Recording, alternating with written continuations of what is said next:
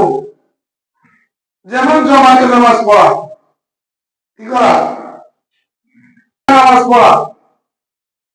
কখনো একমত নয়। তাহলে নামাজ পড়ি তো ঘটনা শুনে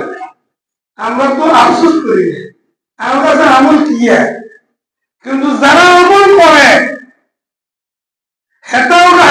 বিজ্ঞানী আমল কিয়া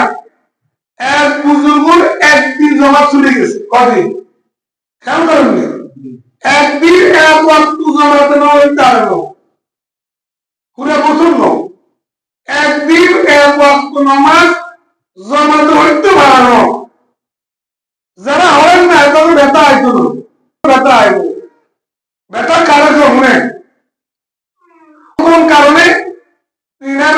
মা মানে পারিবারিক সমস্যার কারণে, মা মারা গেছেন নাকি পারিবারিক সমস্যার কারণে এক ওয়াক্ত নামাজ জমাতে কি করতে পারেন নাই। হরে বুজুর্গে আমার আফসোস আইছে বড়, তাহলে এই জমাতের ক্ষতিপূরণ দিয়ে ভাই রসুল বলছেন এক ওয়াক্ত নামাজ পড়লে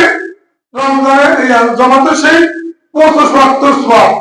তো ঠিক আছে, আর এই রমজান 25 বার হলো, কবার 25 বার হলো, আমি বুজুর্গ মনে গেল কিন্তু আর জমা ছুটে না, এখন তো জমা ছুটে গেছে, তো এইটার পূর্ণ সওয়াব লেভেল নাই, আর 25 বার হলো। এখন এত যখন পড়া শুরু করছে